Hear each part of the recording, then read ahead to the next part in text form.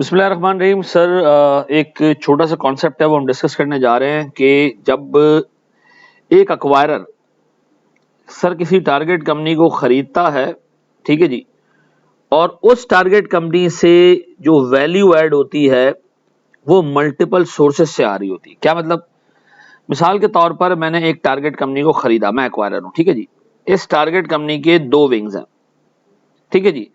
एक विंग है विंग ए, एक विंग है विंग बी। ये टारगेट कंपनी के दो विंग्स हैं। सर ये मेरे काम का है, ये मेरे साथ स्ट्रेटेजिकली अलाय हो जाएगा, ये मेरे काम का नहीं है, ठीक है जी। तो बताएं इस सिनेरियो में मैं करूंगा क्या? मैं करूंगा ये जो मेरे काम का है सर, मैं इसके परपेचुअल कैश फ्लोज निकाल लूंगा, ठीक है जी, और एक अप्रोप्रिएट रेट से इसको डिस्काउंट कर लूंगा, ठीक है जी। एक अप्रोप्रिएट रेट से इसकी प्रेजेंट वैल्यू निकाल लूंगा।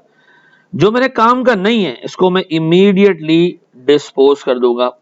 अब देखिए इसके डिस्पोज के दो एस्पेक्ट्स निकलेंगे। डिस्पोजल से एक तो प्रोसीड्स आएंगी,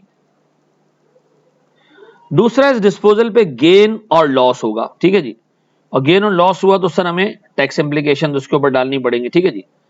टैक्स इंप्लीकेशन ये होंगी, अगर गेन हुआ तो मेरी जेब से मजीद आउटफ्लो होगा, ठीक है जी, देना पड़ेगा गवर्नमेंट ऑफ पाकिस्तान को। एक तो टारगेट कंपनी से दो स्ट्रीम्स ऑफ वैल्यूज निकल रही हैं, परपेचुअल कैश फ्लोज जो उसके उस विंग से निकल रहे हैं जो मुझे चाहिए, जिसको मैं अपनी कंपनी के साथ चलाऊंगा साथ में, ठीक है जी। और वो विंग जिसको मैंने बंद करना है, जैसे यहाँ विंग बी है, तो मैं उसको डिस्पोज करके पैसे ले लूंगा, डन। फिर बाज़ औक़ात सर होता ये कि टारगेट कंपनी के कुछ पास्ट लॉसेज होते हैं।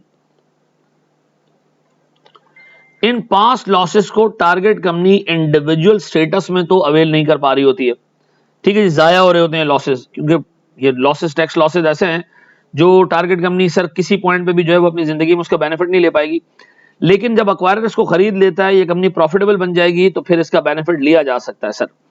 तो हम करेंगे ये कि जो टैक्स लॉसेज हैं सर, उस पर जो पोटेंशियल टैक्स सेविंग्स हैं सर, वहां से भी हमें वैल्यू जनरेट होती हुई नजर आ रही है, वहां से भी वैल्यू मिलेगी सर। इस विंग को चलाएंगे तो वैल्यू मिलेगी, इस विंग को बंद करके बेच देंगे तो वैल्यू मिलेगी, पुराने लॉसेस जो हैं वो उनकी जो टैक्स सेविंग्स है निकालेंगे तो वैल्यू मिलेगी।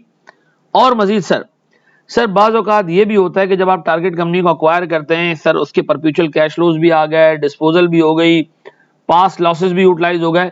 लेकिन सर ये टारगेट कंपनी बाज औकात अक्वायरर को हेल्प करती है एडिशनल कैश फ्लोज जनरेट करने में, जो कि अक्वायरर के अपने बिजनेस से जनरेट हो रहे होते हैं, जिनको हम कहते हैं सिनर्जीज।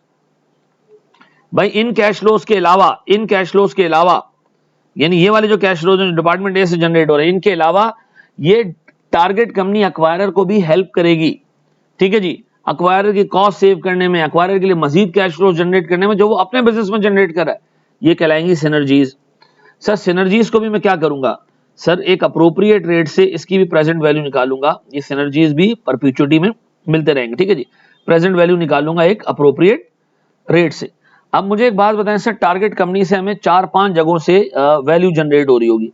फिर एग्जामिनर आपसे पूछेगा कि जी जो इतनी सारी वैल्यू जनरेट हो रही है, ठीक है जी, तो बताएं मर्ज एंटिटी की वैल्यू क्या है? मर्ज एंटिटी की वैल्यू मर्जर के बाद क्या होगी?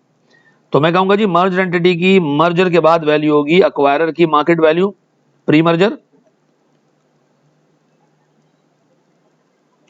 ये मैं ले लूंगा। फिर सर मेरे पास सर जो कंटिन्यूइंग डिवीजन है,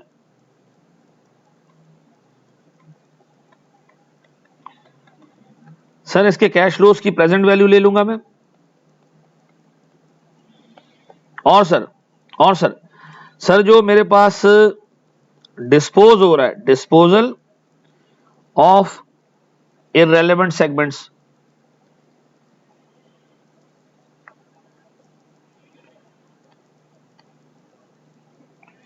ये ले लूंगा सर नेट ऑफ टैक्स, ठीक है जी। फिर sir tax savings on losses ले लूंगा मैं, ऐसा सब्सिडरी की। और सिनर्जीज फॉर अक्वायरर, सर मैं इसकी भी प्रेजेंट वैल्यू ले लूंगा अप्रोप्रिएट रेट से। इन सबको एडअप करूंगा तो मेरे पास क्या आ जाएगी?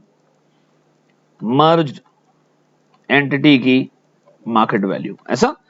सर फिर हम देखेंगे कि इस वैल्यू को अक्वायरर और टारगेट कंपनी में कैसे डिस्ट्रीब्यूट करना है जो स्कीम दी हुई होगी।